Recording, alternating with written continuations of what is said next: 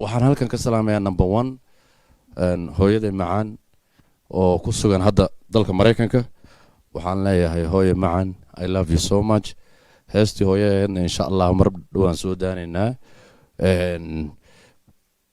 I love you so much hooyo. number 1 hooyaan salaamay. number 2 waxaan salaamayaa aabbahay macaan, aabba Cabdiqaadir Dhuuhire. I love you aabba. waxaan halkan ka salaamayaa tiimkaasoo dhammaan meel walbay joogaan adduunka afartiisa dacal.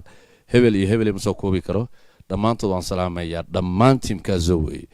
waxaan halkan ka salaamaya kaleeto madaxweynaha shanta Soomaali baan leeyahay. madaxweynaha shanta Soomaali baan u aqaanaa madaxweyne Mustafa Maxamed Cumar. waxaan leeyahay aad iyo aad baan kuu salaamay madaxweyne. horumarkan meesha hadda aan fadhiya lagu wareystay waad u jeedaan. aniga markii ugu horeysan soo galay waxaan u maleynayaa MTV iyo BET iyo maartay NBC iyo meelahaas maartay oo Mareykanka iyo adduunweynaha iyo BBC-da. maxaa yeelay waa markii ugu horeysay meelo badan baa tay adduunka Afrika dacal, laakiin waa markii ugu horeysay aan arkay Afrika meel sidan caalamiga madaxweynaha. waxaan leeyahay marka aad iyo aad baad u mahadsan tahay, iyo dhammaan asxaabta TV-ga oo ugu horeeyo agaasimaha TV-ga. aad iyo aad baan u salaamayaa agaasimaha, thank you aan leeyahay. waxaan si gooni asagana u salaamayaa Guuled Casoowe, my big brother Guuled Casoowe. walaashay Aasiya iyadana waxaan leeyahay dee kulley deegaanka number 1 baa ka tahay.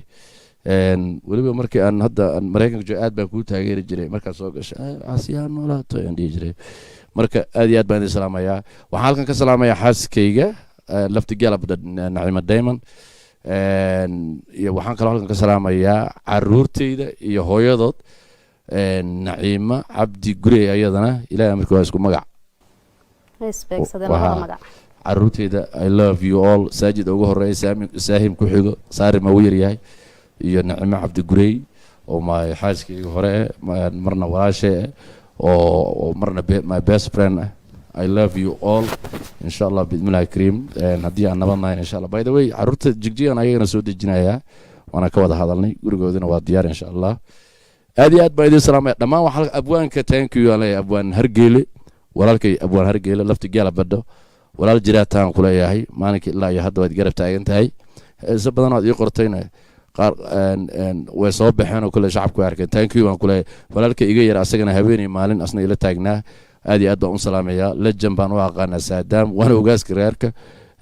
dhammaan sayidka waan salaamayaa, Shucayb tiimkaasoo dhammaantood waan salaamayaa. waxaan kaloo halkan ka salaamayaa oo si special weliba u salaamayaa walaalka iga yar boqorka codka legendary Xariir Axmed.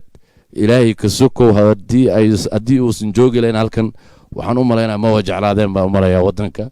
maxaa yeelay walaalkay Xariir laftigaala badho waa gob waa nolosheeda ma arkin qof walaalkay oo maanta Xariir aan la sima ma jiro. marka Xariir iyo xaaskiisa waxaan leenahay xayaat, we love you, thank you so much by the way.